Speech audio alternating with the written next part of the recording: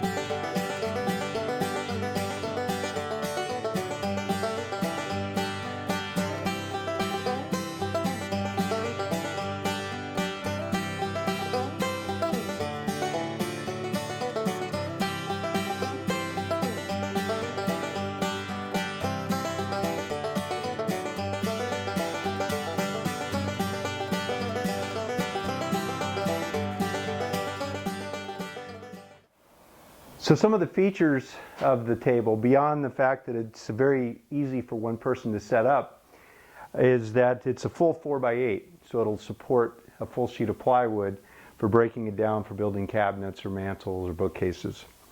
The other feature is that it has a lot of tool storage beneath the surface. One of the biggest problems with a sheet of plywood or a door blank is that it becomes the only surface around, so the tools and the materials tend to end up laying right on the surface.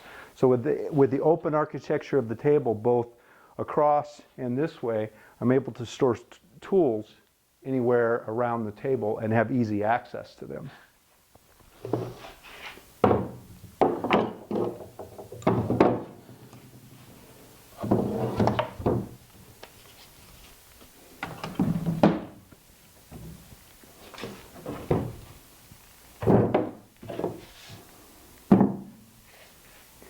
Additionally, I drilled 3/4 inch holes in 4-inch centers so that I could use the Festool clamp to clamp down my wood projects or to clamp down the Festool tracks for ripping plywood. So these clamps, which are readily available through Festool, can drop into any of these holes, creating an infinite variety of clamping opportunities. Additionally, the depth not only allows you to store tools, but when you're using the track, if you need to clamp the track for, say, routing, you're able to insert the clamp from underneath and tighten the clamp or the track down. And then they're also able to store on board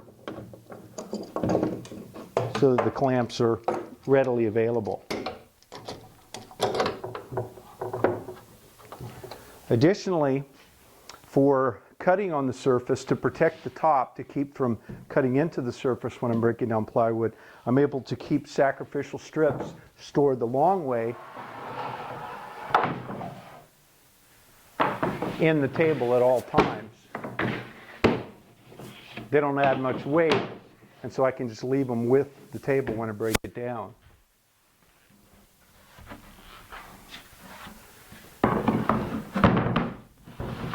And then the shelf underneath that stores the larger tools and keeps them handy. Also, long ways I can store my tracks to keep them at hand.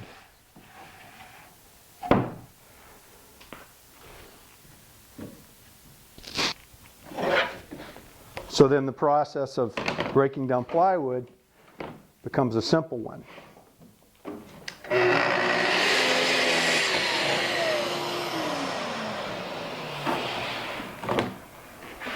And then the stores easily underneath out of my way. Also, I've notched the shelf underneath so that the vacuum can tuck under so that I'm not having to walk around it.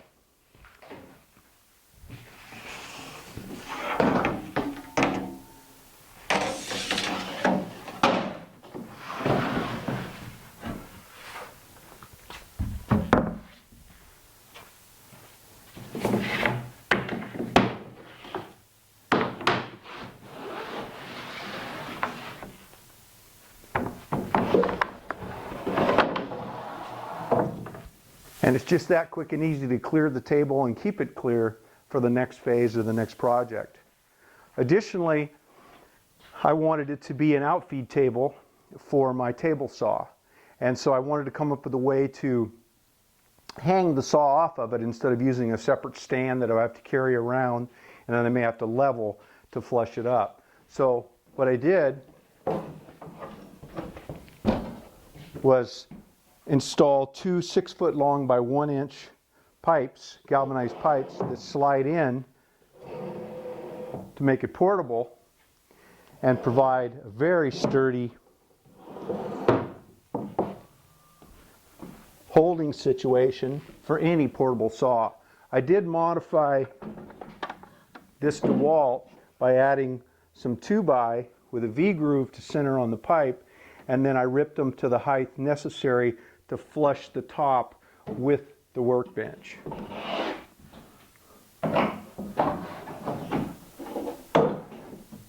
And just the weight of the table saw holds it in place. And then again, it's always, no matter what the terrain is like, it's always planes with the surface of the workbench. And then I also dadoed out some sections here for a crosscut sled or the crosscut miter gauge.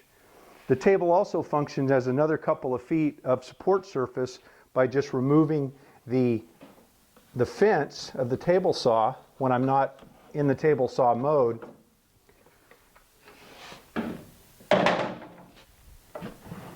And then I have additional surface for longer projects. So that's my table, that's my design. I hope this has been interesting, and I'll look forward to your comments.